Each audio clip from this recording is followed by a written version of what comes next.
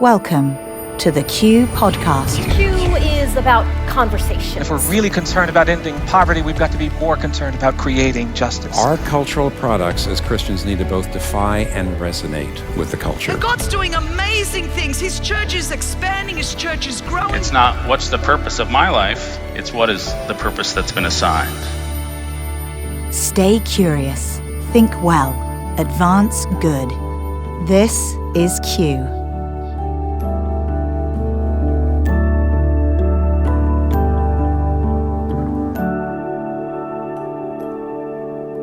Welcome to the Q Podcast. I'm Gabe Lyons, founder of Q, and Q is a space we've created to help people come together and ask some of the most difficult, controversial, and challenging questions that we wrestle with as Christians who are trying to engage our culture. We want to be informed. We don't want to be those who just believe the headlines or believe everything our parents told us. We want to be those who can think for themselves, who can engage these difficult topics by taking in all the information and considering what is the way forward. At Q, our method of learning is simple. We want to expose you to some of the best thinking and help you in your conversations to start to own the way you believe and how you're going to live out these ideas. And they're not just ideas. It's about people. It's about how are we engaging the world that God's placed us in. Over the last decade, Q has created space for these kinds of conversations. We've created live events. We've hosted events in global cities. All around the world, there's been places where people come together to have robust thinking that leads to action, that leads to engagement. So we've created this podcast as a sort of a learning community, a place where you're going to hear from a variety of voices, but be able to engage at your own pace, at your own speed, go back and listen to stories and compelling ideas and thoughts from people that maybe you've never been introduced to before. Q is committed to engaging some of the most difficult, divisive, even controversial discussions and topics that many of us talk about all the time with our friends, but we very seldom have places to come together and listen and learn and go deeper into what it is that we should be thinking about these. And it couldn't be more true for the topic we've chosen to engage first, the topic of sexuality. This is one of those subjects that as soon as you bring it up, there's tension. Everybody's confused about what to think. What is it that Christians really believe about this? Have we gotten it wrong? Are we off on how we've thought about gay marriage and homosexuality and sexual ethics historically? And it brings up a sense of fear and a sense of not wanting to talk about it and just to be quiet. Well, we hope this series actually starts to give you a place to explore this at a deeper level. We want to give you an opportunity to think well about this and expose you to a variety of voices, people who've been thinking and working on this for years, all the way from theologians to those who it's just their story and they want to understand themselves. What does this mean for them? What does it mean for their faith? What does it mean for them to walk forward in a world where there's such divisiveness around a significant, very important topic? And that's just it, isn't it? This isn't just a topic. This is about real people, real stories, people we love and care about. So over the last 2 years, we've tried to understand who's engaging this topic, who's been thinking about it well, writing about it, who has theological credentials to really engage this in a robust way. I'm excited to introduce to you my co-host, Preston Sprinkle. Preston, welcome to the podcast. Hey, it's great to be here, Gabe. And I love what you said about tackling this topic in a way that honors the real people, the real stories that are involved, because I think that's how the church needs to address this topic. They first of all need to understand that it's not a topic, it is people. And that's why I'm excited to have a myriad of voices and people on this series. And Preston, you aren't a person who's shied away from difficult topics. You're a New York Times bestselling author. You have your PhD in New Testament studies, and your latest book is even titled in such a way to represent this posture. It's called People to Be Loved: Why Homosexuality is Not Just an Issue. Why have you engaged this particular topic?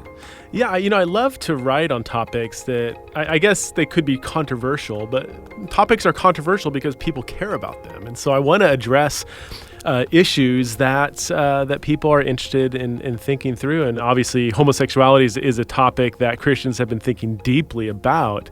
And yet, as you know, Gabe, I mean, the conversations that we have about this can be so volatile and so fear-driven. And I think that we desperately need to change the tone of the conversation. We need to create, as you have done with Q, we need to create environments where people can engage in discussion, ask hard questions, and receive answers that sometimes are more complex than people make them out to be. And I know for me, Preston, I don't know if this is true for you. I don't want to put words in your mouth, but there's a little bit of a reluctance to even get into this topic. I mean, it is so divisive. It's so hard to talk about all of the areas that you're touching on when you start talking about human sexuality and how complex it is.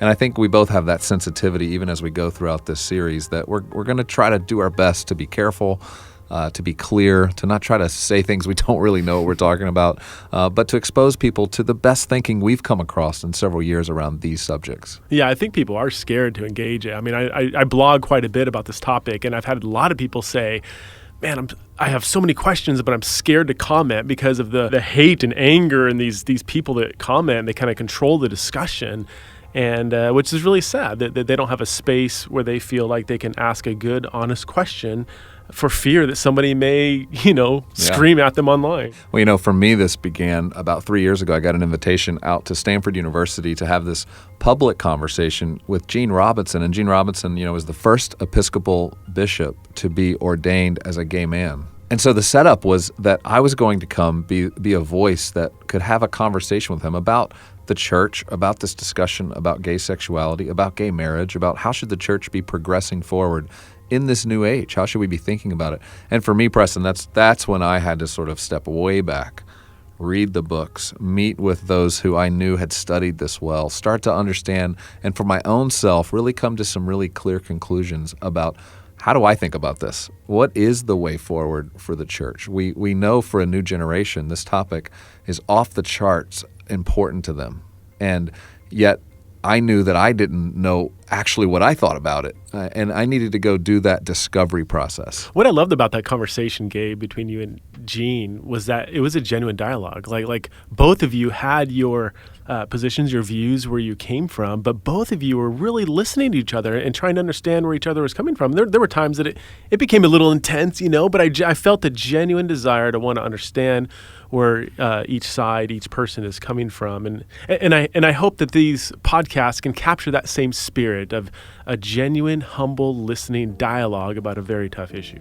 So here's how this works. We're inviting more than 25 people into this conversation with us. So it's people like Tim Keller and Voskamp, Julie Rodgers, people who care about this. And Chris Yuan, who's been speaking on this issue for several years and has just an amazing testimony, and Eve Tushnet and Scott McKnight, who's been studying on a scholarly level these questions for decades. Yeah, and Wes Hill and so many more. Even those who disagree with the Orthodox Christian point of view, they'll be adding their voice, and it's going to create a robust learning opportunity for all of us. I think it's important as Christians that we do listen to different perspectives on this topic. And some people are scared of that. They think that they should only listen to people that they agree with, but that doesn't sharpen your thinking. No, it's like creating an echo chamber, right? Where you just hear your own voice over and over again telling you what you already thought you believed.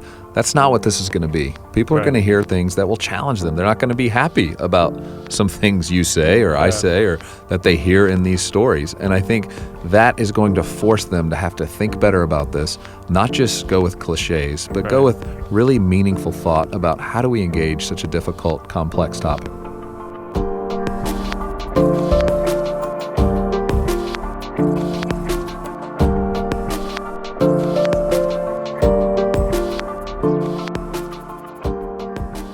Got to acknowledge up front that the church has not had the best history here in this conversation.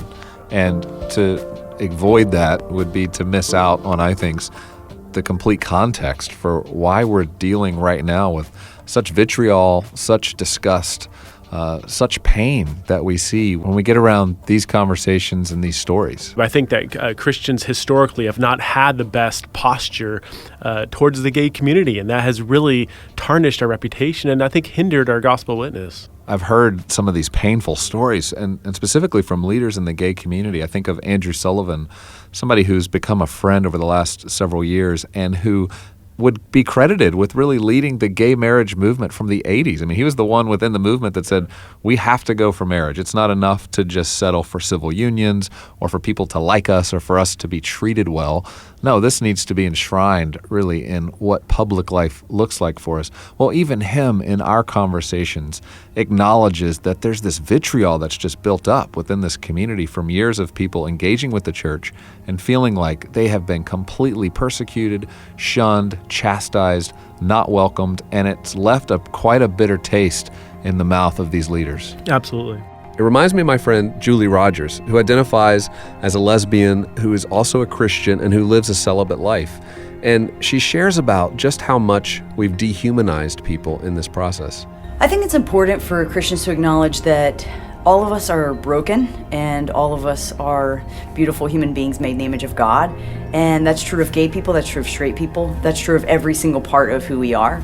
And I think in the past, the church has had a tendency to sort of look at gay people, LGBT people as, more broken or uniquely toxic, and straight people are somehow better or closer to wholeness, when straight people might be sexually active and gay people might be chaste. And so I think it's just important for churches to recognize that LGBT people are just like straight people and that they are a gift to the community. In many ways, they have unique perspective and ways of serving the Christian community that straight people may or may not have, certainly when it comes to perspective.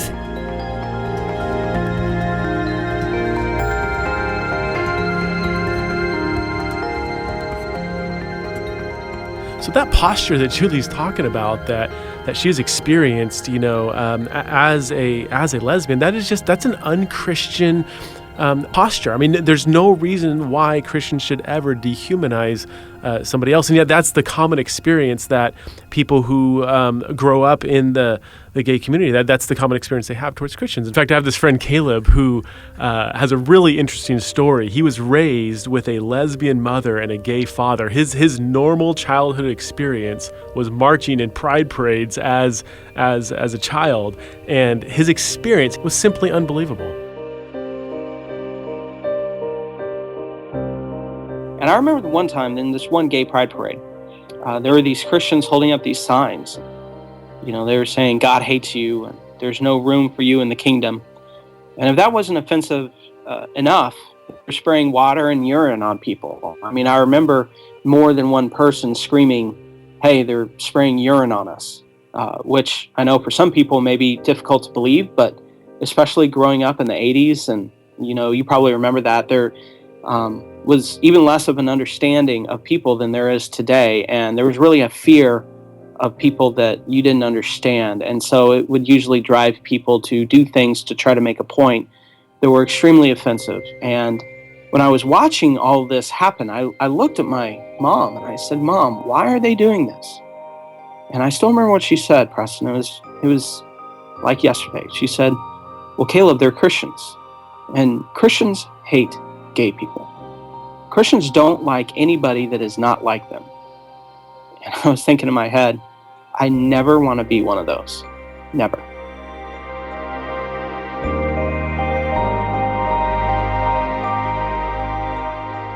It's still hard for me to listen to Caleb describe that moment. I mean, can you imagine a child saying, I never want to be a Christian? And I think that, a lot of people may be saying like, well, that's not me, that's an extreme example. But this is the history that we as Christians have to own. No, you're right, Preston. I mean, it explains so much about why a lot of people within the LGBT community would have such a hatred, and a justified hatred, for the church, because this has been their experience. These are the stories that have been told about how the church has engaged with them.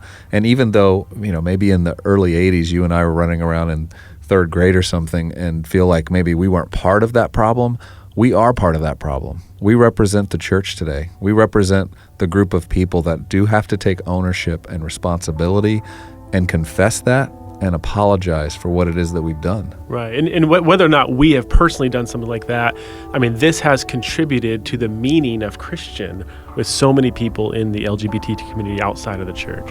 As we wrap up this segment, let's hear how Tim Keller describes that how we say something is just as important as the content of what we're saying. Christians tend to be self-righteous, even when they're right. Even when they're holding the Christian sex ethic, which I think is right, the traditional Christian sex ethic. But But when they do it, there's a coldness, there's a harshness, there's a self-righteousness that just doesn't fit in. Again, with the belief that we're saved by grace. I mean, we say we're sinners saved by grace, but then we don't act that way. And I'll tell you, I know so many gay people have had so many horrendous experiences with religious people or churches. Awful, abusive experiences. I'm just not surprising at all that so many are angry and dismissive of us.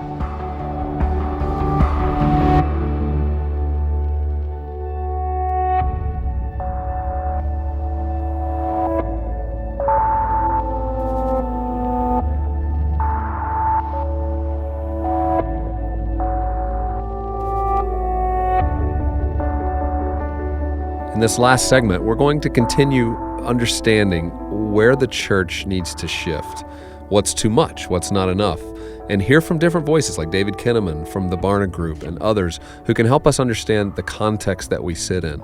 And first, I'd like for us to listen to Deb Hirsch. Now, Deb is someone from Australia who now lives in Los Angeles. Her and her husband, Alan, have been doing great work helping churches know how to plant and how to really live within cosmopolitan areas and be missional. And Deb wrote a book called Redeeming Sex, but she has something really interesting to say about this moment and sort of this transition it feels like the church is going through. What I think will happen actually is a major shift with our posturing. So, and I think that's the important thing here. I think we are struggling with the theological issues, who's right and who's wrong and all of that, and I think we're still very much in debate and in polemical stage. And it will result in some shifts theologically, for sure. But I think for the majority, it won't be as much a theological shift as it will be a posturing shift. And I think, Preston, what she's saying does capture what's happening right now. There's like some theological shift, but she's saying, look, the big thing is a posture shift. Yeah, I think that she captures a spirit that is really growing among evangelical Christians, that there does need to be this posture shift. Like that absolutely needs to happen. And you know, some people, I think, Gabe, have swung it too far to the other extreme, where they say, okay, in order to make that posture shift, we need to have a theological shift. We need to actually change the historic view of how the church has viewed this topic. And that's just it, Preston. I think there's an assumption that unless your beliefs change, unless your theology changes, there's no way you could possibly be loving and kind and caring to somebody who's gay. And I think that's the dilemma that we're going to be trying to walk through in the coming episodes, is like, how do you do that? How do you hold on tightly to historic belief and understanding what 2,000 years of church history and Christian teaching and practice has taught us, while still venturing forward into a new world where it's just assumed that if you're gay, that is how you're supposed to be. That's what you're supposed to express, and that's such a deep part of who you are. Yeah, you know what's fascinating, Gabe, is that a few years ago you wrote a book with David Kinnaman called Unchristian, where you surveyed, how unbelievers, how people outside the church, how they viewed Christians, and there was something like 92% or something that believed that the church was anti-homosexual? No, that's right. I mean, it was 91% of 16 to 29-year-olds. Now, that was a decade ago, so imagine they're 26 to 39 years old today, but the number one perception they associated with a Christian was that they were anti-homosexual. I mean, to your point, it was very person-focused in terms of how we viewed this particular sin. Instead of seeing it as a bad idea that people had bought into or understanding that the person is to be treated in a compassionate, loving, kind way, and that's in some ways separate from the actual act of homosexuality. Right. Yeah. We haven't done so well at dividing that. Yeah, anti-homosexual rather than, promoting a certain, Christians, those are the people that promote a certain sexual ethic, or they have certain, laws about sexual morality. That wasn't the perception. The perception was that they were anti-people. Yeah, they're against people. Right. And I think that has done so much to shape how a new generation perceives Christianity in the church, because who wants to be anti their friend? I mean, nobody does. We want to be for our friends. And so if you have a friend or a family member or anybody you know who is gay, then the thought is, I don't want to associate with something that's going to be anti my friend. Right. Some of the latest research that David Kinnaman and the Barna Group has done is really compelling, because it still speaks to, now, years later, how is that playing out? How is it that Americans are thinking about Christianity and the church. And so I spoke with David and asked him to just share with us some of what they've been learning. Well, for this project that we've just completed, we've done a ton of new research, and essentially we've boiled down the two primary challenges facing the Christian community today to be two. The fact that it's increasingly viewed to be irrelevant and extremist. And so the idea of irrelevance is that pastors, local churches, even the sort of Christian worldview is sort of looked at as not really relevant to the way the world works. It doesn't have anything meaningful to say to institutions, to individuals. Pastors are no longer looked at as sort of arbiters of how to live a good life. They may know about the Bible, but that's sort of not relevant to people either. So this growing perception of indifference is sort of the first perception. And then the second is that Christians are extremist, essentially that their religious beliefs cause them to be extreme. So for example, we know that 60% of Americans say that it is extremist to attempt to convert others to their faith. And so some of the very basic things that Christians believe is now viewed to be extremist. So irrelevance and extremism are the two primary challenges, I think, facing the Christian community today.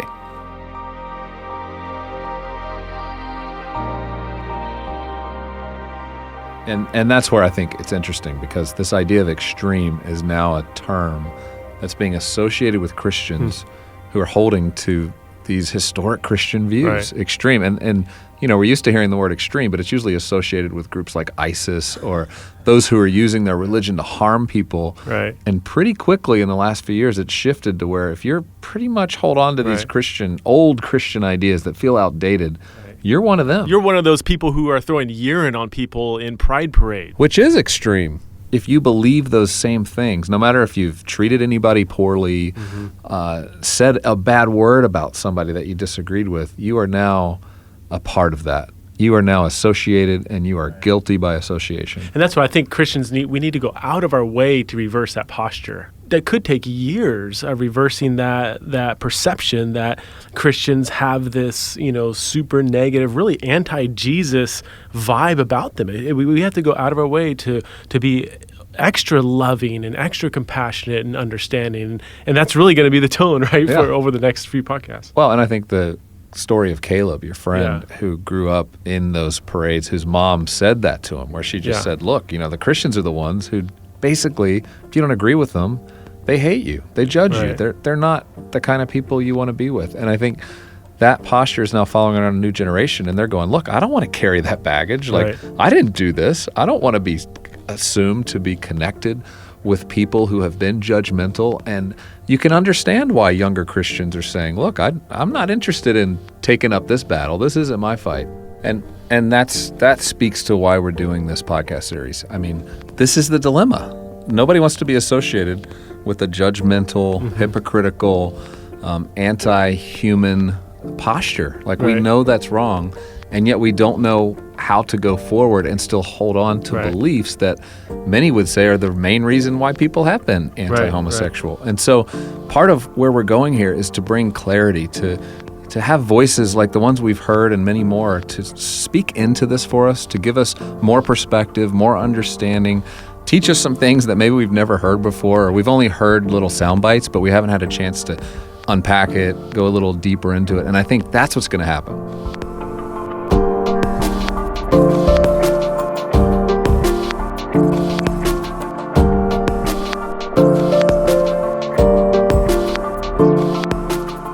Preston, this is what I think could be a unique contribution in the coming episodes, and how we're going to try to approach this very complex and difficult topic.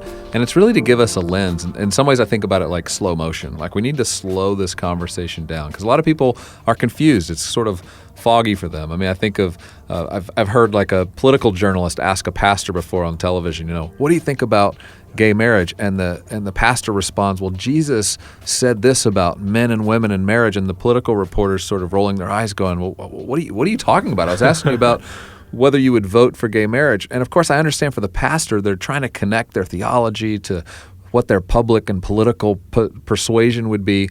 And yet that's where I think some of this is breaking down, is that we need to see that there's different lenses through which we need to view this conversation. Even just with the theological question, I mean, I get the question all the time, do you think homosexuality is a sin? And I immediately say, well, what do you mean by homosexuality? Because I've got friends of mine who are attracted to the same sex, and yet they're committed to a life of celibacy because they believe it's wrong to act on that, and yet they're included in this large category of homosexuality. Right. Are they in sin? Well, no. I think they're demonstrating radical faithfulness. So even within the theological discussion, I think there needs to be some more specificity and an understanding of the complex nature of some of these questions. Yeah, I think part of what David and I understood when we were writing Unchristian, and we had a whole chapter addressing the subject of the church being anti-homosexual, was to realize one of our greatest sins has been to oversimplify something that is incredibly complex. And when we don't give it the space for that complexity to be discussed, to be talked about, to understand individual stories and how theology engages with people right where they're at, how Jesus would engage with people, we do a complete disservice to the gospel. And I think it's part of what's gotten us into this mess. Right. And even within the theological discussion in particular, I've seen a lot of people that may have the right view or whatever, but they're using the wrong text to support it. I mean, I still see people quoting, the story with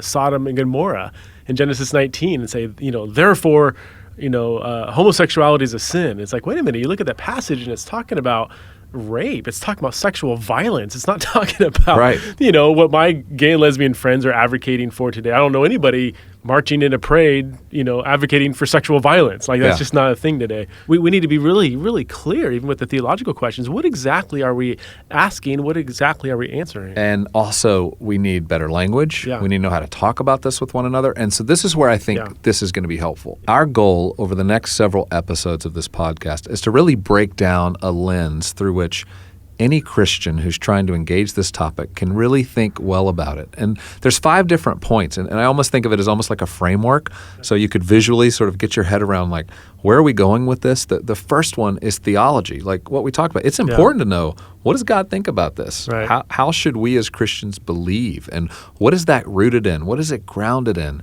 And if we don't get that right, then the rest of the conversation, in many cases, can go 100 different directions. But if we have a solid understanding of what we should believe as Christians, what Scripture teaches us, what the church history has looked like on this, and why, it roots us. But then we can't only have the conversation live there. We have to move to ministry. Right. What does it look like to minister to people in our midst and pastorally care for people whose lives are broken, like all of us? And what's the proper way to do that? The third lens is relationships. How do we engage in relationship with people who maybe we disagree with? Maybe they're family members. Maybe it's a parent. But there's some sort of conflict there. What is the proper Christian way to love people through which you disagree with? And then fourth, what does it mean to engage politics? You go back to that question around policies. And, politics is this imperfect system anyway, where you're sort of trying to choose, like, what's the best, worst case scenario that we can put into law that really protects the most people? And so as Americans specifically, what does it mean to vote? What does it mean to support and advocate for certain policies? And is there only one that I can advocate for as a Christian, or multiple perspectives that you can have? And then finally, the public square. What does it mean for us as Christians to engage in kind of a new setting, in a pluralistic public square now, where the Christian view really doesn't hold any sort of weight in sort of this new space, and Christian ideas are seen as pretty extreme, pretty irrelevant. What is it going to mean for Christians to engage? What should the baker do, right? What should the florist do about this wedding that's a huge dilemma? How are we going to engage that? In the following episodes, that's where we're going to go. The next episode, episode 2, will focus specifically on theology. Right. And so when we talk about the theology, we got to understand that, there's no real debate about what the Bible says. Everybody knows what the Bible says, but there is a debate about what the Bible means. And that's what we're going to do in this next episode. We're actually going to engage, some of the pushbacks that the historic position has received. And we're going to engage them. We're going to wrestle with them. And we're going to ask the question, is the historic Christian view, is it biblical? So I hope you'll join us as we continue this conversation in the next episode.